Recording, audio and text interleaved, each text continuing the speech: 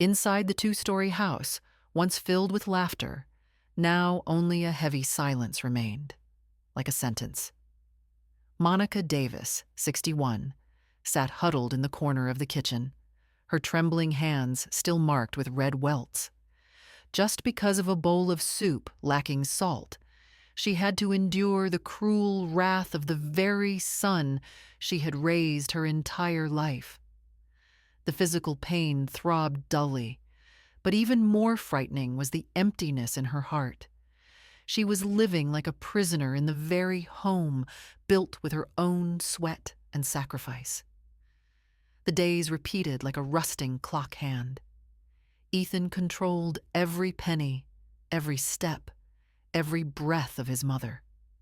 Every door in the house was locked, but the most frightening door was the one in Monica's heart. An invisible prison that held her captive with fear and guilt. She wondered, had motherly love turned into shackles, binding her tightly in this inescapable darkness? Until one day, an unexpected call from Ethan's company opened the first crack in the wall of despair, beginning a journey of liberation filled with tears and a truth buried for 4 decades. Chapter 1. Hell Behind the Door. The small kitchen of the two-story house in the city suburbs was submerged in dim yellow light. Monica Davis sat slumped at the old wooden table, her hands trembling, trying to suppress the stinging pain on her cheek. Welts marked her wrists, spreading to the faded apron she always wore while cooking. It all started with a bowl of soup lacking salt. That single trivial detail became the reason for Ethan, her only son, to fly into a rage. He slammed his fist on the table, making her startle and stumble, nearly falling to the floor. Monica still clearly remembered the moment Ethan's eyes turned red, his voice grating. "You can never do anything right. Just a bowl of soup, and you still can't get it done, Mother." Those words tore her heart to pieces, not just because of the cruelty in his tone, but because of the word mother uttered with such contempt. She had spent her entire life raising, loving, and sacrificing for this son. Yet now, Ethan had become her tormentor, more so than any stranger in the world. This house used to be a sanctuary. Years ago, it echoed with the laughter of Monica and her husband, with family evenings gathered around the dining table, sharing a hot stew in the middle of winter. But after her husband passed away, everything changed. Ethan gradually took over the central position in the house, not with love, but with suffocating control. It started with managing finances. He demanded to hold all of his mother's bank cards under the pretext, "I'll help you manage it securely." Then came daily life. Monica was not allowed to go out without his permission. Grocery shopping, doctor's appointments, even going to church. Everything had to go through Ethan. Outsiders looking in might think Ethan was just a devoted son, taking care of his elderly mother. But behind these walls, the truth was the complete opposite. Monica was no different from a prisoner in her own home. Ethan monitored her like a warden. A neighbor once saw Monica trying to chat over the fence, only to be dragged back inside by Ethan, who then locked the door. The fits of rage, the verbal abuse, the money being drained. It had all become the familiar rhythm of her life. That night, after Ethan went up to his room, Monica sat alone in the kitchen. She gently touched the swelling on her lip. Inside her was a chaotic mess. Pain, humiliation, but above all, helplessness. She wondered, why had a mother fallen into this situation? Why had motherly love, the most sacred thing, become the chain that imprisoned her? When the clock struck 10, Monica slowly walked up the stairs, each step feeling as if it carried 1,000 pounds. Her bedroom door was still locked from the outside, leaving only a small crack for the hallway light to seep through. It was Ethan's habit, locking his mother in every night, as if she might run away at any moment. Monica sat on the bed, her back against the cold wall. She closed her eyes, letting the old memories flood back. 40 years ago, she was a young secretary at a prestigious law firm. Back then, Monica still held the belief that justice and truth would always prevail. She worked day and night, dedicating herself to building a career, hoping to provide a full life for her small family. But life had its twists and turns, and a few youthful mistakes had forced her to carry secrets she had never told anyone. Those very secrets were now being used as a weapon by Ethan. Ethan's heavy footsteps echoed in the hallway, and then the bedroom door burst open. He stood there, tall, his eyes staring as if wanting to devour the entire space. "Tomorrow, make sure you clean the entire ground floor, and don't try that talking to the neighbor's stunt again. You hear me?" Monica nodded, not daring to utter a word. Ethan looked at her for a few more seconds, then slammed the door shut. The whole room plunged back into darkness. In that instant, Monica realized she had lived like this for so long that fear had become a habit. But in some deep corner of her heart, a tiny spark began to glow. "I have to get out of here. If I don't, I will slowly die." She didn't sleep that night. The only sounds were the ticking of the clock and the frantic pounding of her heart in her chest. Monica began to imagine, if one day she could leave this house, could walk under the sunlight without fear, how different would life be? The image was vague, fragile, but it was enough to keep her awake, to keep her from breaking. The next morning, Monica woke up earlier than usual. She quietly went down to the kitchen, cleaning up the leftover debris from the floor. The morning light pierced through the crack in the door, illuminating every wrinkle on her face. In those tired eyes, one could still glimpse a hidden resilience. And then, the phone rang, a seemingly familiar sound, but this time, it was different. Monica picked up the phone and heard a strange man's voice from Ethan's company. He asked about unusual financial transactions, about large sums of money being withdrawn for unclear reasons. Monica froze, her heart pounding. A cold chill ran down her spine. She knew this could be the first crack in her wall of despair. A crack that, if she knew how to seize it, would become an escape route. She put the phone down, her hands still trembling. But inside, something had changed. For the first time in years, Monica didn't just see herself as a victim. She saw herself facing an opportunity to reclaim her freedom, to break the invisible prison her son had built. And she whispered, like a promise to herself, "It's time for this to end."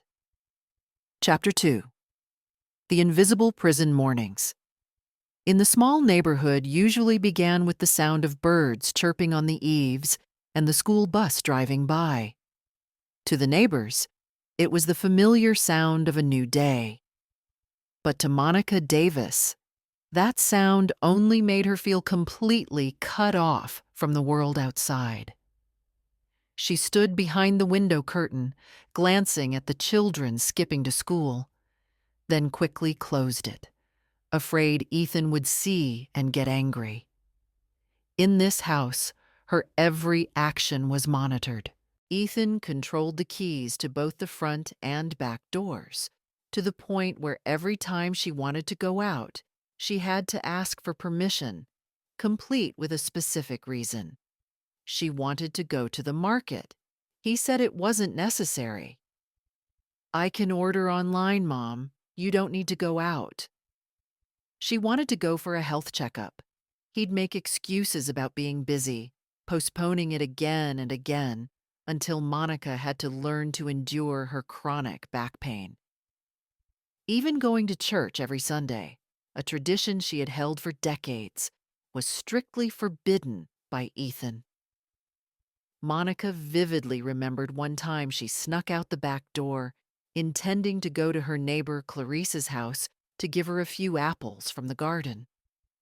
Before she could even knock, Ethan appeared, his face flushed, gripping her arm like an iron vise.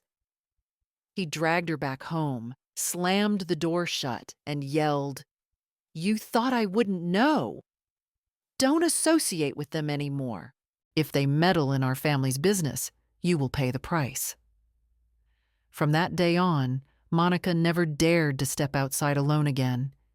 Even standing in her own yard, she felt an invisible, monitoring gaze. The house that was once a sanctuary had now become a gilded cage, locking her in with fear. Finances were another kind of shackle. After her husband died, Monica received a modest insurance payout and pension. At first, Ethan offered to help his mother manage it, saying it was safer in this age of scams. But shortly after, all her bank cards were in his hands. Each month, Monica was given only a small amount of money called living expenses. But even for that amount, she had to ask for every single dollar. Some days, she wanted to buy an old book to read to pass the time. Ethan would glance sideways. A waste. Books don't make money. She wanted to buy a few small flowers to put in a glass vase. He would coldly dismiss it. This house isn't for useless displays. The simplest wishes became luxuries. Monica gradually got used to cutting back on her needs, living confined within four walls, silently waiting for the day to pass. The house was filled with things Ethan brought home, but not a single item belonged to her. Sometimes she looked in the mirror and no longer recognized the woman in it, an old, worn-out shadow, her eyes having lost their former light. But the greatest pain wasn't in the material things she was deprived of, but in the daily emotional abuse. Ethan constantly emphasized she was useless, a freeloader, even cursing. "Without me, you wouldn't survive a day." Each word was like a knife twisting into her already fragile self-esteem. Monica used to comfort herself that Ethan was just under work pressure, that everything would pass. But year after year, the control and insults became a habit. Sometimes, in the midst of her pain, she remembered the image of young Ethan, his bright eyes as he held a Christmas present, his innocent smile as he first learned to ride a bike. That son seemed to have disappeared completely, leaving behind a domineering and cruel stranger. Once, in a fit of anger, Ethan smashed the family photo frame hanging on the wall. It was the only remaining picture of Monica, her husband, and a young Ethan, taken when the family went on vacation to the beach. The shattered glass scattered across the floor, reflecting Monica's devastated face. Ethan looked at his mother, a cold smirk on his lips. "What's the use of the past? You're better off forgetting it." That sentence extinguished the last hope Monica held onto about motherly love. From then on, she understood that Ethan was no longer the son she once knew. He had become her jailer, both physically and mentally, and this house was his invisible prison. Long, sleepless nights followed. Monica would often sit in her room, staring blankly at the ceiling. The only sound was the ticking of the clock, as if reminding her that time was passing, every second, every minute of her old age being swallowed by fear. There were times she wanted to scream, to run away, but then she would be haunted by his threat. If you resist, I won't spare you." However, in the depths of despair, a small flame still flickered. Every time she thought of freedom, of being able to step outside and breathe in the fresh air, Monica felt she hadn't completely given up. That belief was fragile, but it was enough for her to keep living, day by day. One afternoon, while cleaning the living room, she happened to catch the eye of Clarice, the neighbor, through the window. Clarice gave a gentle nod, her kind smile seeming to send a message. "I understand. I'm here." Monica nodded back lightly, her heart beating faster. In that brief moment, she felt that out there, someone still saw her suffering, that there was still a ray of hope waiting. That night, Ethan locked her door as usual. Monica lay in bed, staring into the darkness. But unlike previous nights, this time she wasn't just thinking about fear. She remembered the morning call from Ethan's company about the suspicious transactions. She remembered Clarice's encouraging gaze. Those pieces began to connect, like a map leading to an escape. She sighed, her hand clutching the bedsheet. A whisper echoed in her heart. "Enough. I can't live like this anymore." It was the first moment Monica dared to name her reality, an invisible prison. And from that second on, she knew that she either had to break these chains or she would be buried forever in the darkness. Chapter 3. The First Crack. Monday morning began like any other day in that suffocating house. Monica woke up early, quietly made coffee for Ethan, prepared breakfast, and cleaned the kitchen. These tasks had become mechanical habits, like a pre-wound clock, requiring no thought. But this morning, something was strange. Ethan left for work earlier than usual, and when he left, he forgot to lock her bedroom door. Monica stood at the threshold, stunned to see the lock still open. For the first time in years, she could walk around the house without fear of being locked in. The feeling was both liberating and frightening, as if she were doing something forbidden. She sat down at the dining table, her hand gently touching the landline phone. The only thing in the house Ethan hadn't managed to completely control. Just then, the phone suddenly rang. "Hello? May I speak with Mrs. Monica Davis?" A man's voice came through the line, polite but serious. Monica swallowed. "Yes, this is she. We're calling from the Internal Audit Department of E.T. and Associates. My name is Mr. William Harris. We are reviewing some unusual financial transactions related to Ethan Davis's accounts. Since your name is listed as a co-owner on some of these accounts, we wanted to confirm." Monica's heart stopped. She was silent for a few seconds, trying to keep her voice calm. "My accounts?" "That's right. There have been several large cash withdrawals over the past few months, totaling over $50,000. Most of this money was transferred via a debit card in your name, but according to our tracking, the person conducting the transactions was Ethan. We need to know if you consented to and were aware of these withdrawals." Monica sat frozen. $50,000? The number was enormous, far beyond anything she could have imagined. Her mind spun with questions. What had Ethan done? Where did he spend that money? And most importantly, why did he use her name? "Mrs. Davis?" Mr. Harris's voice came again, patient but clearly waiting for an answer. Monica bit her lip. She knew if she confessed, Ethan would be furious when he found out. But if she stayed silent, she would be complicit with him. In that moment, she felt a cold chill run down her spine, and at the same time, something rose up in her. a simmering anger suppressed for so many years. I knew nothing about those transactions, she said slowly, her voice trembling but firm. Ethan controls all of my bank cards. I haven't used any of that money. There was a pause on the other end of the line. Then Mr. Harris spoke.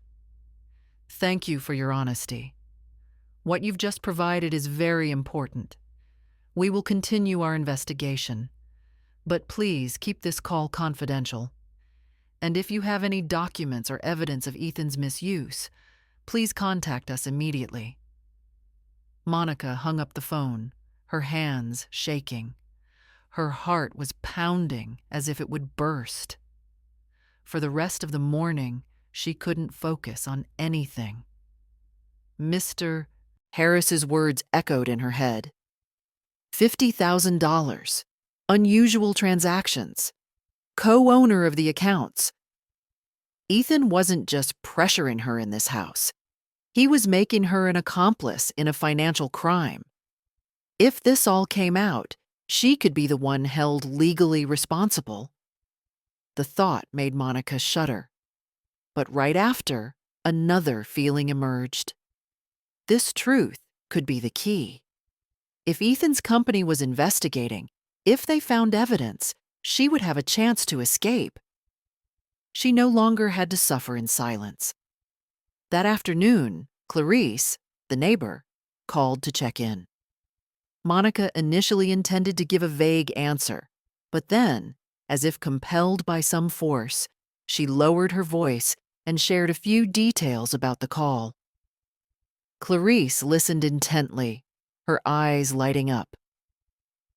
Monica, this is your chance. I've suspected Ethan was up to something shady for a long time. If the company is investigating, you must keep all the evidence. I have a small voice recorder if you want. I'll lend it to you. You can record what Ethan says, his threats or coercions. Monica looked at Clarice, feeling tears well up in her eyes. For years, she had been so isolated that she had forgotten what it felt like to have someone on her side. The offer was like a lifeline in a sea of despair. That night, when Ethan returned, Monica watched him in silence. He paced the house with a tense expression, his phone ringing constantly, his voice sharp. Don't call me right now. I'll handle it. Trust me. Monica quietly clutched the fabric of her shirt. For the first time, she saw Ethan not just as her oppressor, but as a criminal setting his own trap.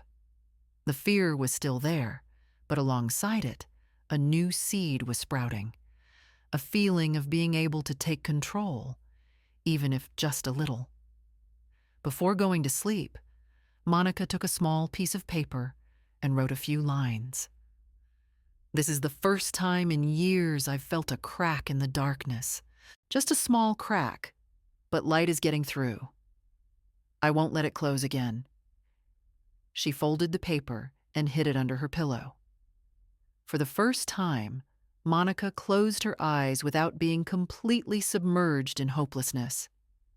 In her dreams, she saw herself walking on a clear path, lined with green trees, and the invisible prison door behind her gradually dissolving. Chapter 4. The Neighbor. Clarice Monica's house was right next to a small, pale blue apartment where Clarice lived alone after her husband passed away a few years prior. The two were merely acquaintances, occasionally exchanging a few words about gardening over the fence. But ever since Ethan became tyrannical, Monica had been almost completely isolated from her neighbors. Clarice was the rare person who still persistently smiled and said hello whenever she caught a glimpse of her through the window. The next morning, as Monica was hanging laundry in the yard, Clarice approached the fence quietly, her voice a whisper. Monica, can I talk to you for a moment? Monica flinched, glancing around as if afraid Ethan would jump out from somewhere.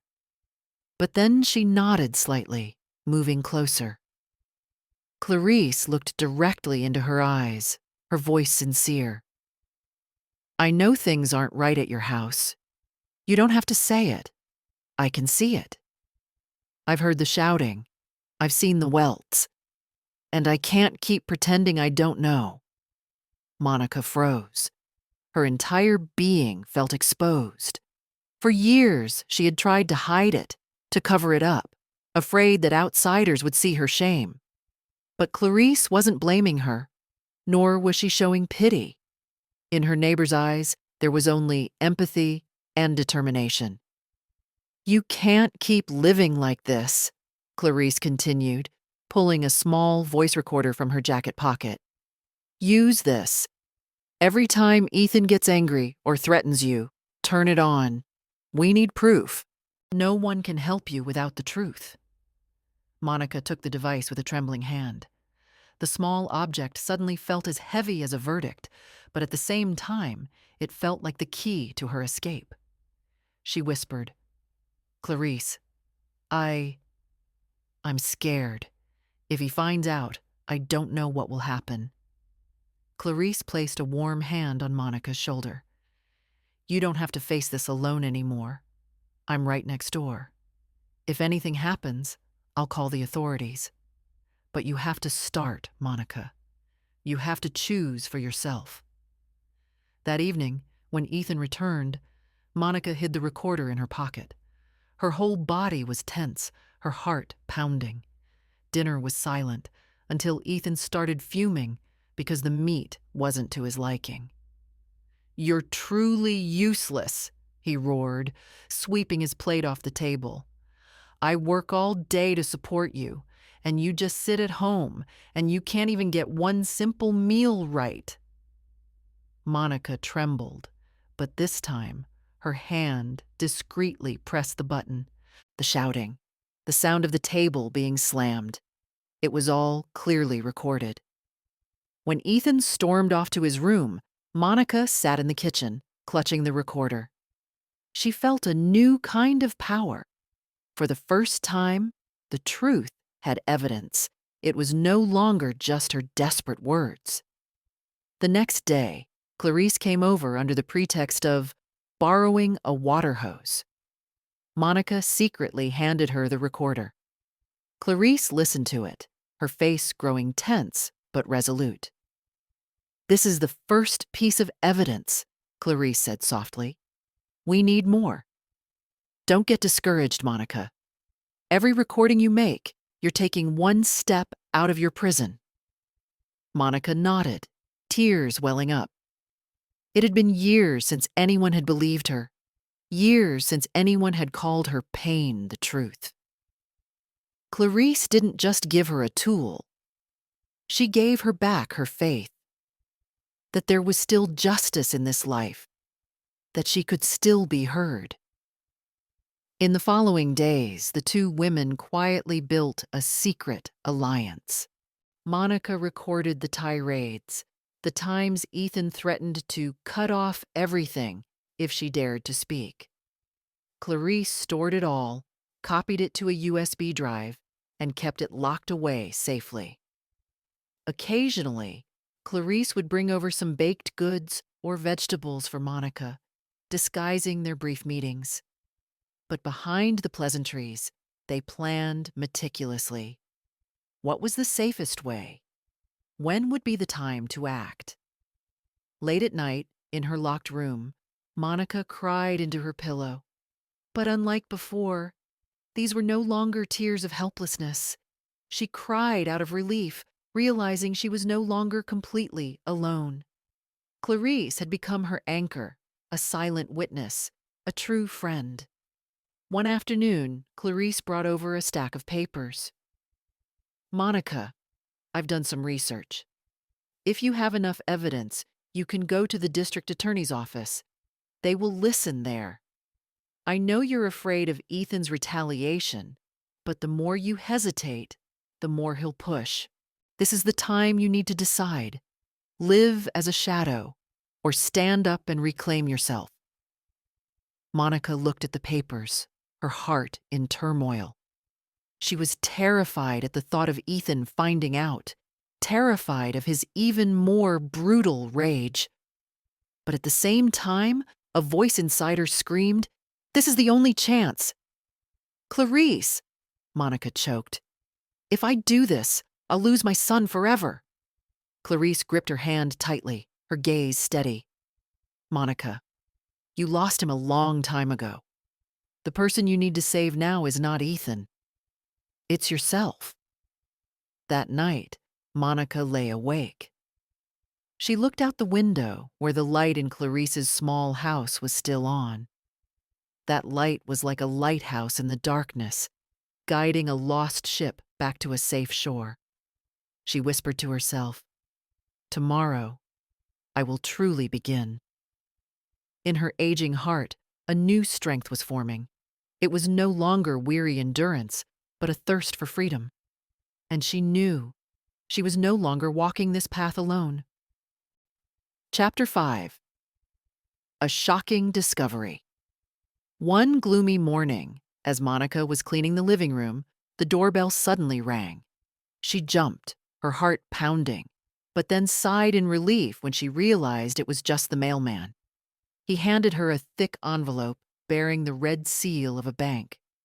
Monica knew Ethan usually hid all financial documents, but this time, perhaps in his haste, he had missed one.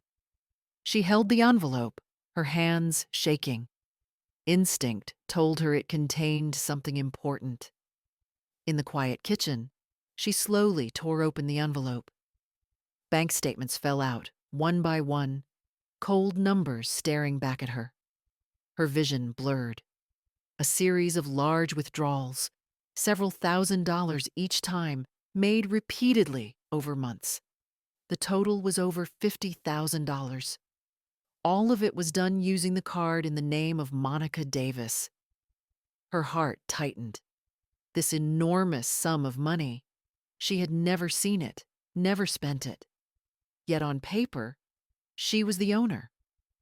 That meant if anything happened, she would be the one legally responsible. That afternoon, Ethan came home, looking annoyed. He threw his briefcase on the chair, poured a drink, and grumbled. "Those stupid auditors, digging into things that don't concern them. I had to run around all day covering things up so they wouldn't make a big deal out of it." Monica sat silently, her hands clenched in her lap. The bank statements in her pocket felt like they were burning. She glanced at her son and suddenly saw him clearly. Not just an abuser, but a systematic criminal, willing to drag his own mother down with him to cover his tracks. "Ethan," she hesitated, "that money, what did you use it for?" He looked up, his eyes ice cold. "That's none of your business.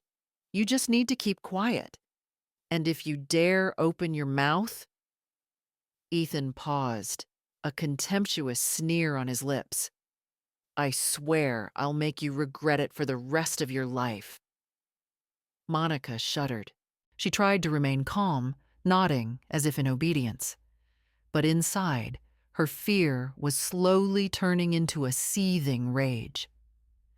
When Ethan went to his room, she snuck over to Clarice's house. She handed her neighbor the statements, her voice trembling. "Clarice, look, it's all in my name. If the company finds out, they'll believe I was the one who took the money." Clarice flipped through the pages, her eyes wide with horror. "My God, Monica, this is clear evidence. He used you as a shield. If this blows up, you'll be the first one they suspect." Tears streamed down Monica's face. "I sacrificed my whole life for him, and this is how he repays me." Clarice gripped her hand. "No, Monica. This isn't just a family matter anymore. This is a crime. You have to report it. If you don't, you'll be buried alive in silence and branded a criminal in his place." That night, Monica sat alone in her room. On the table were the papers, piled up like a mountain of evidence. She looked at them, her heart in turmoil. A part of her still wanted to protect her only son, still hoped for a gentler way out. But another, stronger part screamed, "Enough! If I don't stop him, he will destroy me forever." Monica remembered the times she was treated horribly, the nights she was locked in, the money she had to beg her own son for. A tear rolled down her cheek, but this time, it wasn't just in sorrow. It was in release. She opened a drawer, took out the recorder Clarice had given her. Placing it next to the pile of statements, Monica whispered, like an oath, "Tomorrow, I will not be silent anymore." The next morning, Monica called Mr. Harris, the auditor who had contacted her. She kept her voice low, afraid Ethan might hear, but every word was spoken clearly. "I have proof. Ethan used my accounts to embezzle money. I am willing to cooperate." There was a long pause on the other end. Then Mr. Harris spoke decisively. "Thank you, Mrs. Davis. You have just done the bravest thing possible. Please be ready. We will be in touch with the district attorney." Monica put the phone down, her hands shaking. She felt as if she had just leaped from a cliff. Below was an abyss, but above, the light was shining down. Clarice arrived shortly after, carrying a new envelope. In it, she had stored all the copies of the recordings, along with the statements. "Just in case Ethan finds out," Clarice explained. "I'll keep them safe for you. He can't touch this truth anymore." Monica hugged Clarice tightly, crying in someone else's arms for the first time in years. These were not the tears of a victim, but purifying tears, releasing all the long pent-up pain. That night, when the bedroom door was once again locked from the outside, Monica no longer felt like a prisoner. She knew that in just a few days, the shackles would be broken. Ethan thought he could imprison his mother forever, but he had no idea that his own mistakes and greed had opened the door to her freedom. Monica lay down, closing her eyes. A single thought echoed in her mind. The day of justice is near. Chapter 6. The difficult decision night fell, a thin mist covering the window panes, turning the house into a heavy block of darkness. Monica sat silently in her room, the pile of papers and the voice recorder in front of her. The desk lamp cast a pale yellow light on her worn face, highlighting every tormented wrinkle. She looked at the bank statements, irrefutable proof that Ethan had embezzled a huge sum of money. Beside them was the USB drive Clarice was holding, filled with recordings of threats and insults. Every number, every sound, was like a knife cut to her heart. Reason told her, "You have to give everything to the district attorney. This is your only chance to escape this hell." But motherly love screamed back, "That is your only son. If you report him, you will lose him forever. Ethan will go to prison, and you will live with the stain of being the mother who sent her own child to jail." Monica held her head in her hands, feeling as if she were being torn in two. The sound of Ethan's footsteps came from the next room, heavy and aggressive. Each step reminded her of her reality. The one imprisoning her was none other than her own flesh and blood. The man who had once been a baby in her arms was now the greatest threat in her life. She remembered the days when Ethan was little, his eyes shining as he ran to show her a scribbled drawing, or his innocent smile when she took him to the park. Monica had worked herself to the bone to raise him, turning down her own opportunities just so her son could get a decent education. She had believed all her sacrifices would result in a good man. But now, that past only made the pain deeper. Maybe, I was wrong from the very beginning, she whispered. The next morning, Clarice knocked, carrying a basket of freshly baked bread. But her neighborly eyes quickly noticed the tension in Monica's. You still haven't decided, have you? Clarice asked softly. Monica looked down. I don't know if I have the courage. He's still my son. How can I put my son in prison? Clarice set the basket on the table and sat across from her, taking her hands. Monica, listen to me. Ethan is no longer the child you raised. He has chosen the path of crime and abuse. If you continue to stay silent, he will destroy not only you, but many others. What you're holding on to isn't motherly love anymore. It's a shackle. Monica was silent, tears streaming. Clarice continued, her voice low but firm. There are so many women out there enduring abuse just like you, but they don't have the opportunity or the evidence. You have both. If you stand up, you're not just saving yourself. You're sending a message to everyone else living in fear that there is a way out.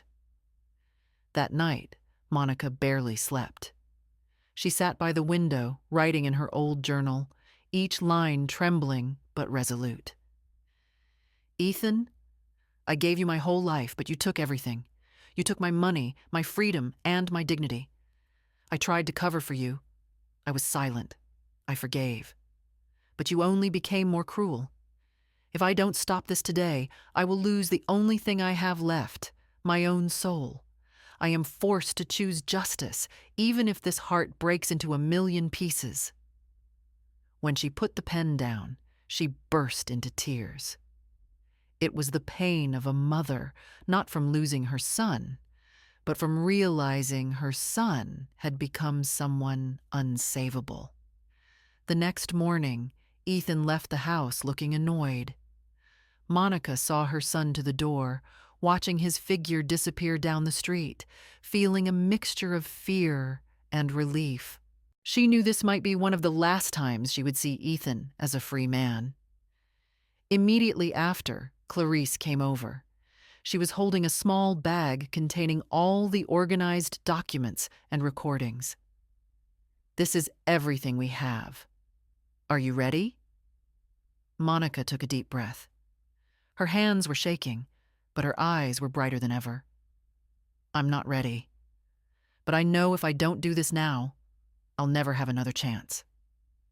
Clarice smiled gently, and together, she and Monica walked outside. The early morning sun shone down, making her squint. It had been so long since Monica's feet hadn't felt as heavy as they did when she was locked in her room. On the way to the city center, where the district attorney's office was located, Monica sat in Clarice's car, clutching the bag. Her heart was still torn, but for the first time in years, fear did not have complete control. In its place, there was determination. She looked out the car window at the wide-open blue sky, and in that moment, Monica told herself, "Today, I choose justice. Even if my heart is broken, at least I will no longer be a prisoner." Chapter 7. The Accusation. The district attorney's building rose before them like an imposing block of stone in the city center.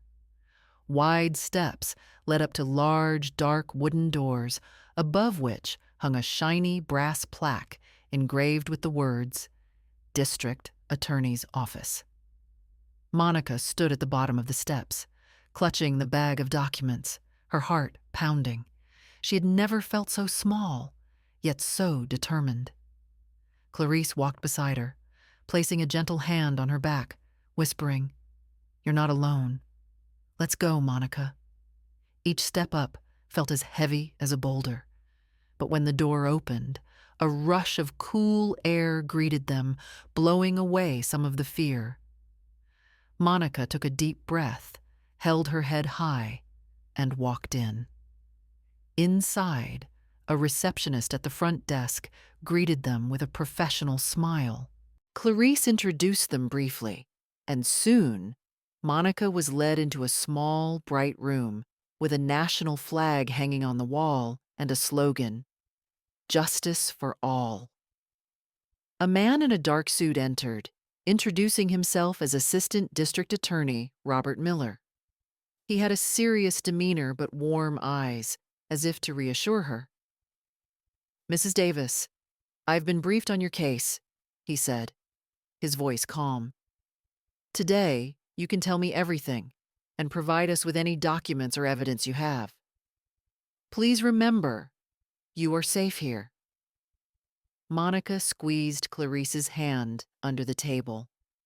She tremblingly pulled the stack of bank statements, the USB drive, and the small voice recorder from her bag. Placing them all on the table, she looked straight at the prosecutor, her eyes watery but firm. "I am here to report my son, Ethan Davis. He has been abusing me for years, and recently he used my bank account to embezzle over $50,000 from his company." The room was quiet for a beat. Robert Miller nodded slowly, then began to ask detailed questions. How did Ethan control the finances? How did he abuse her? Were there any witnesses? What proof was there? Monica answered every question, her voice trembling at times, sometimes choking back sobs, but gradually becoming steadier. Clarice occasionally added details, confirming she had heard the arguments, had seen the welts on Monica. When the recording was played, Ethan's threatening voice filled the room. "You're just useless. If you dare open your mouth, I won't let you be."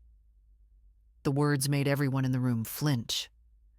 Robert Miller stopped writing, looked at Monica for a long time, and then said in a decisive voice, "Mrs. Davis, this testimony and this evidence are strong enough for us to file charges. I promise you, from this moment on, you no longer have to endure this alone." On the way back, Monica sat in Clarice's car, silently looking out the window. The streets and trees rushed past, but inside her, for the first time in years, a burden had been lifted. She was no longer the mother suffering in silence.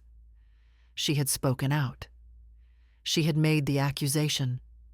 3 days later, when Ethan returned from work, he found 2 police officers waiting at his front door. His face darkened, his voice sharp. "What is this? What do you want?" An officer held out the arrest warrant. "Ethan Davis, you are under arrest for domestic abuse and financial embezzlement. You have the right to remain silent." "What?" Ethan roared, his crazed eyes turning to Monica, who was standing behind Clarice on the porch. "Mother, it was you. You dared to do this to me?" Monica trembled, but this time she did not look down. She stood tall, looking at her son with eyes full of tears, but resolute.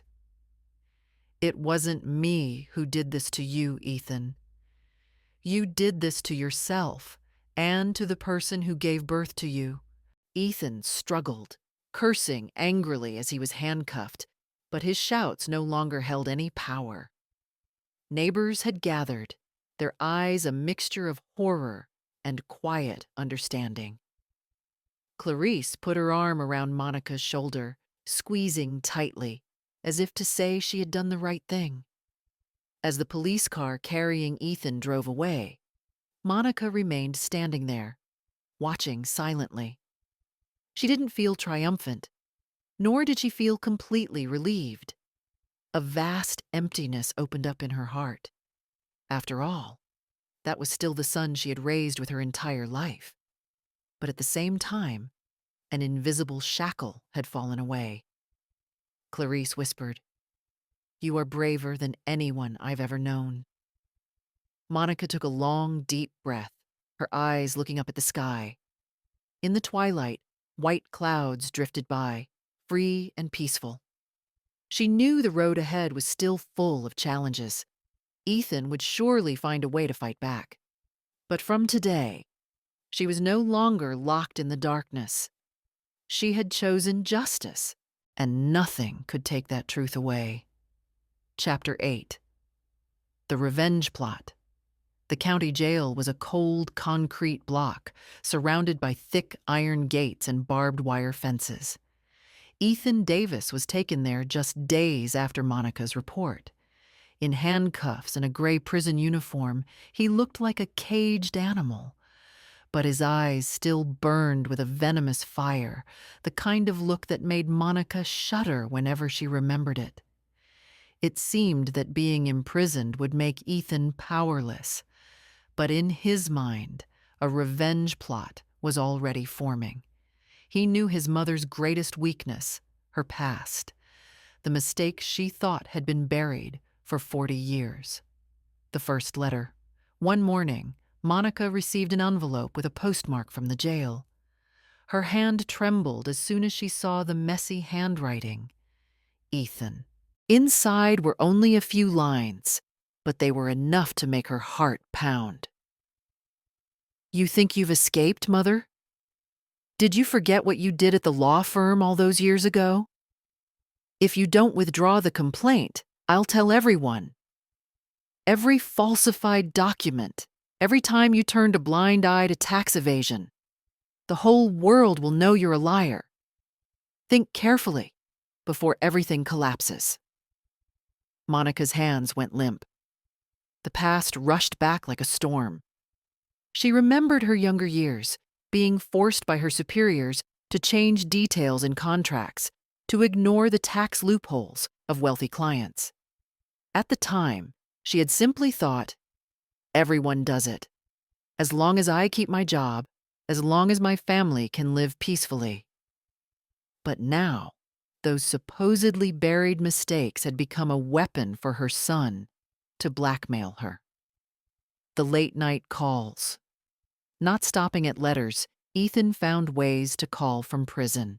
Unexpected calls in the evening, his voice enunciating every word like a sharp knife slicing her eardrums. Mother, withdraw the complaint. If you don't, I'll send letters to the press. You think they'll believe a 61-year-old saint? No. They'll see a woman who once defrauded the law. Your symbol of justice reputation will be shattered. Monica clutched the phone, sweat pouring, her heart feeling like it would explode. She knew Ethan was fully capable of doing it. In the memories of many former colleagues, traces of those incidents probably still remained. If he dug it up, she risked being dragged down with him. Clarice and the lawyer. Clarice noticed Monica growing more haggard, her eyes heavy. One evening, as Monica silently tore up Ethan's third letter, Clarice took her hand. Don't let him keep controlling you, Monica. He's the one in prison, not you. He only has one way left to cling to power, by spreading fear. Don't let him win again. Clarice took Monica to see the assistant DA, Robert Miller. He listened to the whole story, then spoke slowly. Mrs. Davis, you have two paths. One, stay silent, withdraw the charges, and you will return to your prison, this time locking the door with your own hands. Two, you confront it. If those past mistakes are real, you can voluntarily go public. By doing that, you take away his weapon. Blackmail only works when the secret is still hidden. Monica was stunned. Go public? That meant confessing to the whole world, exposing the stains she had tried to hide her entire life. But at the same time, she knew Robert was right. Once the light shines in, the darkness loses its power. The night of torment. Monica returned home, sitting by the window all night. Outside, the moonlight shone on the withered flower garden. In her mind, two opposing voices argued. One whispered, "Don't. If you go public, people will despise you. You'll lose your honor, your job, and what little peace you have left." The other voice was stronger. You've lived half your life in chains. Now is the time to break them. Justice never comes from silence. Tears streamed down her cheeks. Monica saw herself at a fateful crossroads. One path led back to hell, the other led to freedom, but was fraught with danger. Ethan hits harder. A few days later, Monica received news. Ethan had hired a private lawyer to send a warning letter, implying he possessed old documents from her time at the law firm. Although no one had verified their authenticity, it was enough to apply pressure. Ethan knew how to strike at her psychological weaknesses. In one letter, he wrote, "You used to teach me that family is everything, yet you dared to betray me. If I go down, I'm dragging you with me. Remember, blood can never be washed away with water." Monica read it, her chest tightening. This wasn't just a threat. It was a knife twisting deep into her motherly love. But at the same time, she realized a truth. Ethan no longer saw her as a mother, but only as a pawn. The motherly love inside him had died long ago. The seed of determination. Clarice came by in the afternoon, carrying a fragrant baked pie. The two sat in the kitchen, the air quiet. Clarice spoke, her voice gentle. "Monica, you've endured a lifetime for the sake of motherhood. But true motherly love doesn't make you bleed. It doesn't make you tremble in fear. Don't confuse a bond of love with a chain." Monica looked at Clarice, a faint but firm light flickering in her eyes. She whispered, "Maybe you're right. Ethan wants to use my past to kill my present. But if I voluntarily expose that past myself, he'll have nothing left to hold on to." Clarice smiled, taking her friend's hand. "That's right. Take back your voice. Once and for all." That night, Monica sat at her desk, writing a letter to herself. Each word felt like a nail in her heart. "Tomorrow, I will go public. I will tell the truth, no matter how it is. I don't want to live in fear anymore. If honor is the price I must pay for freedom, I am willing. Ethan has chosen the path of destruction. I will choose the path of justice." When she put the pen down, she sighed, but her eyes no longer held despair. They were the eyes of a woman who knew she was about to enter the decisive battle. Chapter 9. The Buried Secret. In her small room, Monica opened the old wooden chest hidden under her bed. Inside were a few mementos she had never dared to throw away. Some yellowed family photos, her husband's watch, and a dusty file tied with a thin string. As she pulled the file out, her hands trembled. This was the piece of her memory she had tried to lock away for 4 decades. She turned the pages. Memos, faded photocopies of contracts. And then her eyes landed on the words written in her own hand. The minor edits to a case file from that year, the tax numbers altered so a wealthy client could save thousands. The internal letters she signed in her boss's name to silence a witness. Monica closed her eyes, and the memories rushed back. 1984, the beginning of the fall. Monica was just 20 years old then, a young secretary at the prestigious law firm Harrington and Wells. She was eager to prove her competence, dreaming of one day becoming an official associate. But the senior lawyers quickly recognized the young woman's blind loyalty and gullibility. One day, her direct supervisor called her into his office. "Monica, I need you to retype this contract. Just change a few details. This is a request from an important client. If this succeeds, the firm gets a big bonus, and you'll be noticed." Monica knew it was wrong. She could clearly smell the deceit. But when she saw her boss's stern gaze, coupled with the promise of a future, she nodded. Just this once, she told herself. But once that door was opened, it never closed. The inescapable spiral. The minor edits at the beginning gradually became a habit. Monica became the discreet hand for the lawyers when they needed to bend the rules. She changed figures on clients' tax filings, made incriminating evidence in a commercial lawsuit disappear, and even forged signatures to finalize deals. Each time, her salary increased and her position became more stable. Monica reassured herself that she was just a pawn following orders, that the responsibility lay with those higher up. But deep down, she knew she was staining her own hands. One night, when she came home, her husband, Mr. Davis, saw her tossing and turning. He asked, "Are you okay, Monica? You've been having nightmares lately."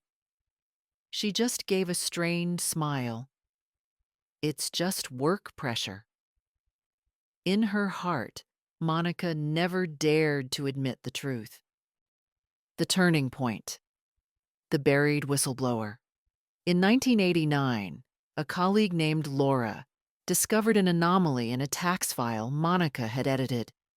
Laura was a woman of principle and decided to report it to her superiors. But just a few weeks later, the file vanished, and Laura was transferred to a distant branch. Monica still remembered the afternoon Laura came to see her, her eyes full of disappointment. "Monica, I trusted you, but you looked the other way. One day, you will have to pay the price." That sentence haunted Monica for years. The vow of silence. When Harrington and Wells merged and dissolved in the early 2000s, all the old wrongdoings were buried in a mountain of paperwork. Monica sighed in relief, thinking that secret would go with her to the grave. From then on, she left the industry, found a smaller job, and focused on her family. Ethan was just a teenager then, and she poured all her energy into raising him, hoping to make up for what she herself had lost. But life wasn't that simple. The past, like a wound that never heals, could bleed at the slightest touch. When the past was dug up now, Ethan's blackmail letters brought it all back to life. He bitterly reminded her, "You thought I didn't know. I found some people who used to work with you. They remember very clearly.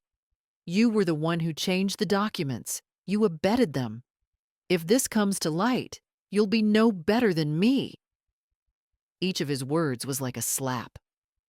Monica knew Ethan wasn't entirely lying. Even if he was exaggerating, just one piece of the truth being exposed would be enough for her to lose everything: her honor, her freedom, even the public support. Monica sat in her room, looking at the old file, feeling torn apart. She saw one path clearly: either stay silent and let Ethan continue to control her, or go public with everything, trading her remaining dignity to regain her freedom. Clarice, the mirror one evening, Monica showed the old file to Clarice. Her neighbor looked through it, frowning. "Monica, it's true. You were wrong. But you did it because you were pressured, because you were young and lacked options. That mistake doesn't define your whole life. What defines you is that today, you dare to face it." "But if I go public, people will see me as a criminal," Monica choked.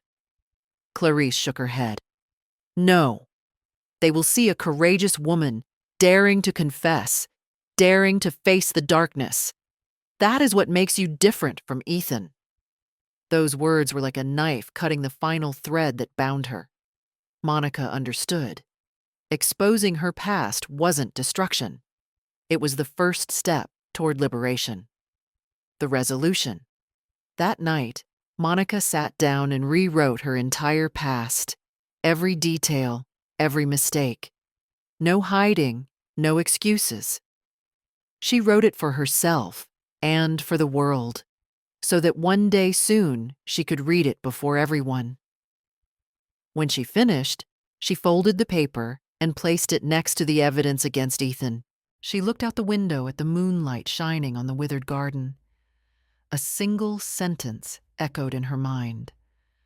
Tomorrow, I will no longer be a prisoner of my past. Chapter 10.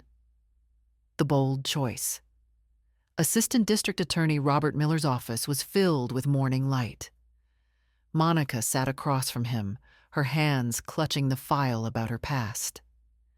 Clarice sat beside her, silent but with an encouraging gaze. Robert opened the file, flipping through the yellowed pages detailing Monica's old transgressions. He finished reading, looked up, and sighed. Mrs. Davis, what you've confessed to is indeed serious. But there's one important thing. The statute of limitations on these cases has expired. You will not be brought to criminal court. However, if Ethan or anyone else makes this public, your reputation will certainly be damaged. And he knows that, which is why he's using it for blackmail. Monica bowed her head, her voice thick with emotion. That's right. It's the ghost I've been running from for 40 years. And now it's back, led by my own son. Robert put down his pen, his gaze sharp but full of goodwill. You have two options. One, stay silent and hope he doesn't release it. But given Ethan's personality, he will, sooner or later. Two, you make the first move. Go public. Tell the entire truth yourself, in front of the public, in front of the media. Once the light shines in, the darkness loses its power. Monica trembled, looking up. Go public, meaning confess everything? Even the wrong things I did? Yes, Robert nodded. You will face gossip, even criticism, but you will also regain control, turning the truth into a weapon against the blackmail. Furthermore, this action will strengthen your position in the case, a person who dares to face her past to stop a present crime. The internal debate. On the way home, Monica sat in silence, her mind in turmoil. She pictured hundreds of cameras pointed at her, exposing all her mistakes to the world. Would she be strong enough to face the public's judgment? Clarice suddenly spoke, breaking the silence. Monica, you know what? If you stay silent, Ethan will always control you, even from prison. But if you speak out, then for the first time in all these years, you will be truly free. Monica looked at Clarice, her eyes brimming with tears. But what will the public think? I used to believe I was a moral person. Clarice smiled gently. They don't need an angel. They need a real human being. Someone who made mistakes, who is making amends, and who dares to face it. That is true strength. The night of decision. That night, Monica sat at her desk, a small lamp lit. She opened her journal, writing each line like a confession and a promise. Tomorrow I will confess. I have nothing left to lose but the chains that have imprisoned me. I do not want to die in silence and fear. I want to live one last time with the truth. When she finished writing, she closed the book. Tears fell, but her lips curved into a slight smile. It was no longer the smile of a defeated person, but of someone who had just shed a heavy burden. Planning the press conference the next morning, Monica and Clarice went to see Robert again. He nodded when he saw the determination in her eyes. Good. We will hold a press conference. I will stand with you to ensure everything remains within a legal framework. But the confession must come from you. He checked his calendar, choosing Friday, 3 days later. The media will be there in full force. You will tell them everything, the past, the blackmail, and Ethan's crimes. As you do, We will release the evidence to corroborate your story." Monica took a deep breath. Only 3 days. 3 days to prepare. And also the last 3 days, she would have to live with the shadow that had covered her life. Rehearsing the truth, Robert and Clarice helped Monica practice her speech. She stood in front of a mirror, trembling as she read each sentence. "I am Monica Davis. I am not a perfect person. I made serious mistakes when I was young. I altered documents. I looked the other way at wrongdoing. And for 40 years, I have lived with regret." Her voice choked, and tears fell. Clarice put a hand on her shoulder. "Let the tears be present. People will see that you are not just confessing, but that you carry real pain. The truth doesn't need makeup, Monica." Monica nodded, wiping her tears. The second time she read it, her voice was steadier. The third time, her eyes lit up. The long nights before the storm. The 3 days passed heavily. Monica barely slept. Every time she closed her eyes, she saw the crowd, the flashing lights, saw herself laid bare before the world.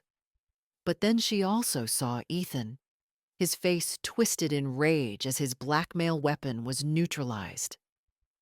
That image gave her strength. Clarice was always by her side, cooking meals, offering encouragement, even sitting with her to keep her from breaking down. "You've come too far to turn back now," Clarice said. "And I will be sitting in the front row at that press conference so you can see a trusting face." The fateful day Friday arrived. Monica wore a simple navy blue jacket, buttoned to the top. Not to look elegant, but to show seriousness. Clarice held her hand so tightly that both their palms grew warm. The district attorney's building was packed with reporters. Lenses, cameras, and microphones were all aimed at the podium. Robert Miller stood beside it, signaling for Monica to step up. She took a deep breath, feeling as if the entire world's gaze was on her. Her heart thudded, but her feet still moved forward. She stood at the microphone, looking out at the crowd. In that moment, Monica understood. There was no turning back. This was the bold choice and the beginning of true freedom. Chapter 11. The Press Conference. The press conference room at the district attorney's building was packed with reporters. Dozens of cameras were aimed straight at the podium. The incessant clicking of shutters filled the air, and camera flashes went off like a lightning storm. The atmosphere was tense enough to be suffocating. Monica walked out, her legs trembling slightly, but her eyes shining. She wore a simple navy blue jacket, her gray hair tied back in a neat bun. Beside her was Robert Miller, the prosecutor, and in the front row, Clarice sat, her steady gaze sending a clear message. "You're not alone." An emotional opening. Monica stood at the microphone, taking a deep breath. The murmuring died down. She began, her voice hoarse but clear. "I am Monica Davis. Many of you have recently come to know me as a victim of abuse, but today, I am here not only to talk about what my son did, but also to talk about myself, about the mistakes from my past that I have kept hidden for over 40 years. A gasp went through the room. Reporters pushed their cameras closer, preparing to capture every word. The truth unveiled. Monica recounted her time at the law firm, the altered contracts, the skirted tax filings, the silence when a colleague blew the whistle and was then eliminated. Her voice trembled as she mentioned the name Laura, the person who had warned her she would pay the price. "I was wrong," Monica confessed, tears streaming down her face. "I was wrong to stay silent, to compromise. I chose to keep my job instead of my integrity. And for 40 years, I have carried that shame inside me, hoping no one would ever know. But it was that very silence that nurtured the darkness, and today, my son is using it to threaten me, to blackmail me. A wave of murmurs spread through the room. Journalists scribbled furiously. From victim to warrior, Monica gripped the sides of the podium, her voice growing stronger. My son, Ethan Davis, not only treated me terribly for years, but also embezzled over $50,000 from the company where he worked. When he was arrested, he tried to threaten me by digging up my past. He thought I would stay silent, that I would be scared. But today, I am standing here to say, that weapon is now useless. She paused, looking directly into the cameras. I am making it all public. I have no more secrets for him to use. I am not afraid anymore. The air seemed to freeze for a few seconds. Then, the cameras erupted in a frenzy of clicks, like fireworks. Robert Miller confirms. Robert stepped up to the microphone, his voice firm. We have verified that the statute of limitations on Mrs. Davis's past transgressions has expired. She will not be prosecuted. But her public confession today proves one thing. Mrs. Davis is no longer a hostage of silence. At the same time, the evidence she has provided is sufficient to charge Ethan Davis. The investigation is ongoing, and we are committed to bringing him to justice. Reporters' hands shot up, shouting questions. Mrs. Davis, do you have any regrets? Do you think the public will forgive your past? Are you doing this for justice or to get revenge on your son? Monica paused for a few seconds, then replied, I am not asking for forgiveness. I am only asking for the truth to be known. I am not doing this for revenge, but to free myself and to free anyone else who is living in fear. The ripple effect.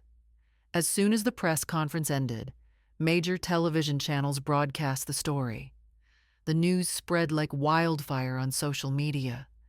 The image of Monica, her gray hair, her tear-filled but determined eyes, appeared on every front page with headlines. 61-year-old mother exposes past, thwarts son's blackmail ploy. Some comments criticized her for her past mistakes, but the vast majority of the audience admired her. They saw in her the image of a real person, flawed but brave, mistaken but willing to stand up. Women's advocacy organizations sent letters of thanks, calling her a voice for those suffering abuse. Some young lawyers expressed their respect. Confessing to the public is 1,000 times harder than confessing in court. The reaction from prison. In his cell, Ethan watched the news on a small screen, his face twisted in rage. He slammed his fist on the metal table, growling, "No way! That old woman dared to double-cross me." He thrashed and shouted, but it all just echoed off the cold walls. His blackmail plan had turned to dust. The ghost he had used to control his mother had been turned into a shield of justice by her own hands. The return. That afternoon, Monica returned home. Clarice walked beside her, holding her hand. Neighbors had gathered at the gate, no longer with prying eyes, but with nods of admiration. A middle-aged woman stepped forward and said softly, "Mrs. Davis, thank you. Because of you, I'm going to find a way to leave my own abusive husband." Monica froze, then smiled, feeling a lightness in her heart. For the first time, she was no longer a victim in people's eyes, but a symbol of resilience. That night, she sat by the window, looking at the pale yellow streetlights. The invisible prison door had closed behind her. Though there were still storms ahead, Monica knew. she had done the right thing. Chapter 12. Justice. Illuminated. The county courtroom was packed that morning. The audience benches were a mix of reporters, neighbors, and curious strangers. The air was thick with tension. The judge's gavel struck 3 times, his voice booming. The court is now in session for the trial of the defendant, Ethan Davis. Monica sat in the witness row, her hands clasped tightly, her heart pounding heavily. Beside her, as always, was Clarice, offering silent support with her gaze. Robert Miller, the prosecutor, arranged his files on the table with an air of confidence, and Ethan, in a prison uniform, was escorted to the defendant's chair. His face was grim, but he still managed a mocking sneer, glancing at his mother with a look of contempt and hatred. The irrefutable evidence. Robert stood up, his voice echoing. "Your Honor, today we will prove that the defendant not only embezzled over $50,000 from his employer, but also inflicted years of mental and physical abuse on his own mother. We have bank statements, audio recordings, and witnesses." He pointed toward Monica. She took a deep breath and walked to the witness stand. When questioned, she recounted everything. The times she was locked in, yelled at, threatened, and how Ethan forced control over her finances. Her voice trembled at first, but gradually grew stronger. When the audio recording was played in the courtroom, Ethan's harsh, abusive words shocked the entire room. A few women in the audience covered their mouths, their eyes red. Ethan tried to object. "That was just in the heat of the moment. My mother is making things up." But his voice was lost in the murmurs of the crowd. The company's verdict. After the presentation, a representative from E.T. and Associates, where Ethan worked, was called to the stand.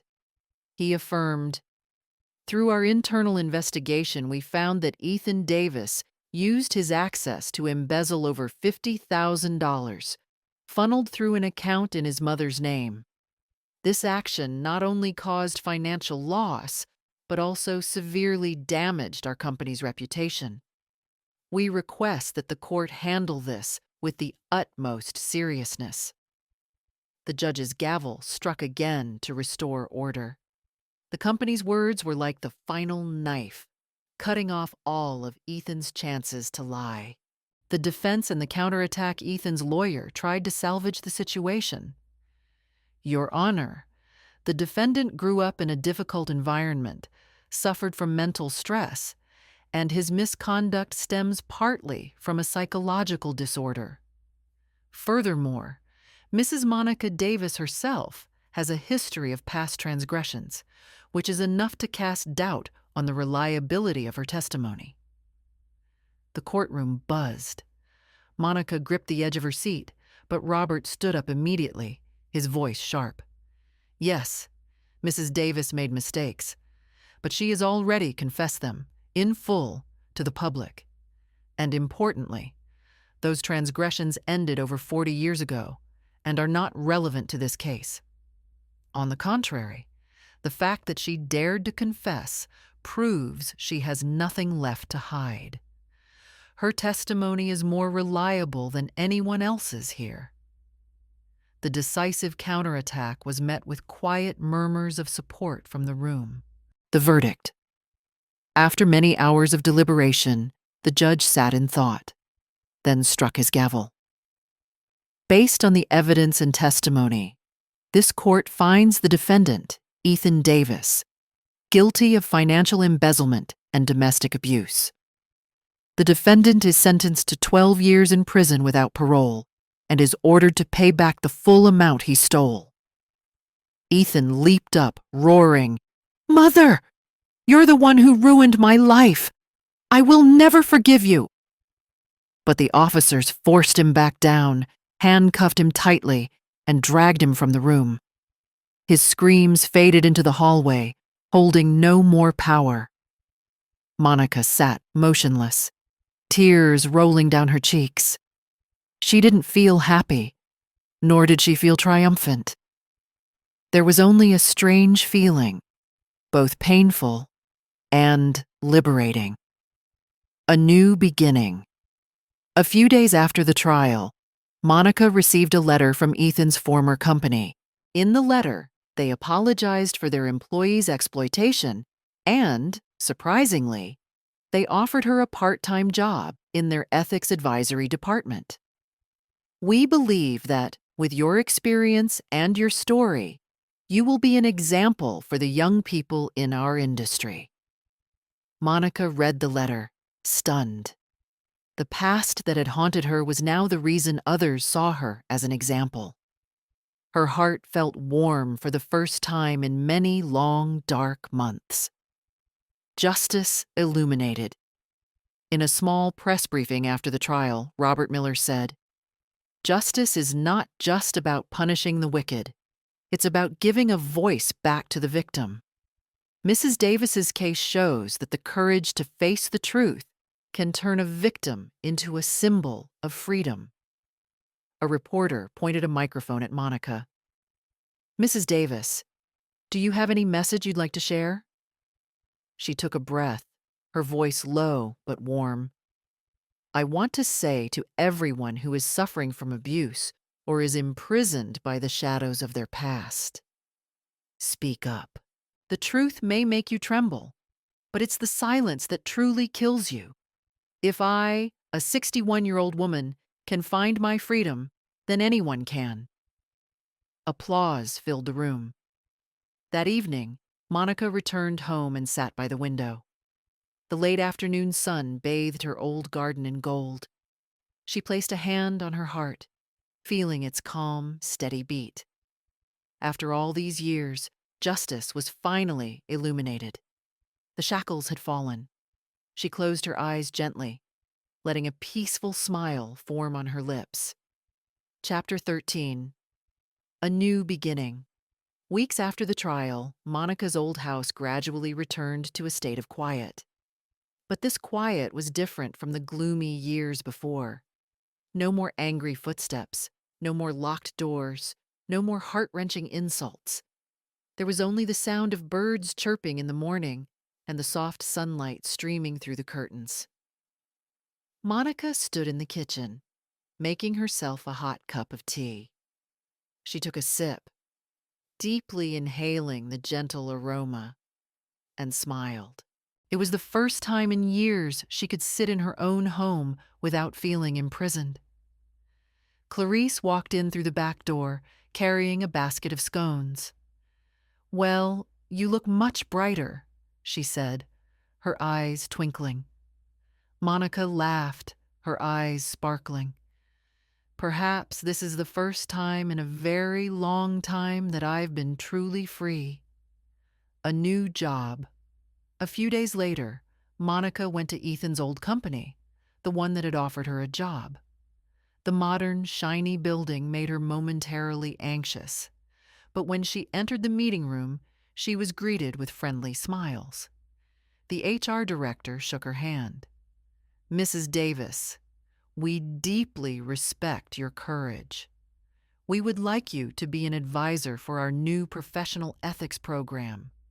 We believe no one is better suited than you to remind our young people that one wrong decision can leave a lifelong scar, and that facing the truth is always the only way." Monica teared up. She had feared her past would destroy her, but it had instead become the material to help others.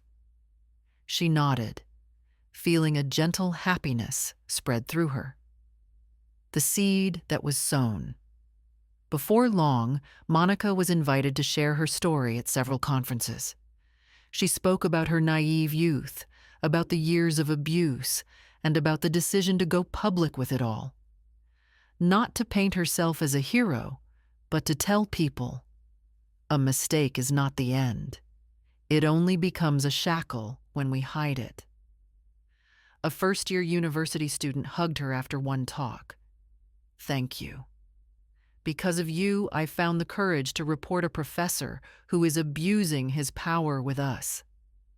A middle-aged woman burst into tears. "Mrs. Davis, I'm also being mistreated by my husband. Today, I've decided to seek help because I see I'm not alone anymore." Every word of thanks, every tear, was proof that Monica's actions had not only freed herself, but had also saved many other lives.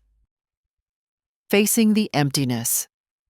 Still, every night, when the lights went out, Monica felt a great void in her heart. Ethan was still her son, even though he had betrayed her, even though he had made her his hostage. A mother's love cannot disappear completely. Once, she received a letter from the prison. Ethan didn't curse her as before, but wrote briefly, "Mother, I don't understand why you did it. I hate you. But sometimes I wonder if I just hate myself more." Monica read it over and over, then put it in a drawer. She didn't know if Ethan would ever change, but she knew that forgiveness, if it ever came, would have to come from her own choice, not from coercion. And most importantly, she was no longer living in fear of him. A peaceful afternoon. That afternoon, Monica and Clarice sat in the garden, sipping tea, looking at the flowers Monica had recently planted. A light breeze blew by, carrying the scent of grass and the laughter of children from down the street. "You see," Clarice said softly, "life can always begin again, at any age." Monica nodded, her gaze distant. "That's right. I used to think I would die in this house like a shadow. But it turns out, 61 isn't too late to find myself again." They sat in silence, letting only the sound of the wind and rustling leaves fill the space. A message. A few months later, Monica wrote an article for the local newspaper. It was titled, "The Truth Sets Us Free." She wrote, "I am not a hero. I am a woman who made mistakes, who was afraid, who was silent for too long. But I learned that silence only feeds the darkness. Only when we face the truth are we truly free. I hope my story can be a message to anyone living in the shadows. Don't wait for a savior. You are the only one who can unlock your own chains." The article was quickly shared widely. People called her many names: the brave mother, the voice of truth. But to Monica, she didn't need a title. She just needed to know that she had lived fully, no longer running. A new beginning. One morning, as the sun cast a golden glow on the porch, Monica stepped out into the garden. She took a long, deep breath, smelling the damp earth and the newly blossomed flowers. The words she had written in her journal echoed in her mind. "I do not want to die in silence. I want to live one last time with the truth." Now she had. Monica turned to Clarice, who was watering flowers by the fence, and smiled brightly. "Clarice, I think I'm going to start learning to paint. I want to capture this life in bright colors, no longer just shades of gray." Clarice laughed. "That's wonderful, Monica. It's truly never too late to start." Monica laughed along, her eyes shining with belief. For the first time in decades, she saw the future opening up, no longer weighed down by the past. Her new beginning was not about running from the darkness, but about walking in the light. Epilogue. Freedom in truth. There are wounds that cannot be seen with the naked eye, existing only in silence, in the long nights no one knows about. Monica Davis lived in that darkness for many years, an invisible prison built from fear, guilt, and threats. But then she realized the thing that imprisoned her was not the walls, but the silence itself. Only when she dared to break it was she truly free. The day Monica stood before hundreds of cameras, Confessing her old mistakes and exposing her son's blackmail plot, she didn't just free herself. She gave the world proof that the truth, no matter how painful, is the only antidote to the chains that bind us. Ethan had to pay his price before the law. But more importantly, Monica was no longer a victim. She became a beacon for those lost in the darkness of abuse and guilt. At 61, she found freedom, a new job, and above all, peace of mind. Her story reminds us it is never too late to start over, never too late to choose justice over fear. Monica Davis was not a perfect hero. She was just a human being, flawed, weak, but daring to stand up. And that is what made her a symbol of courage.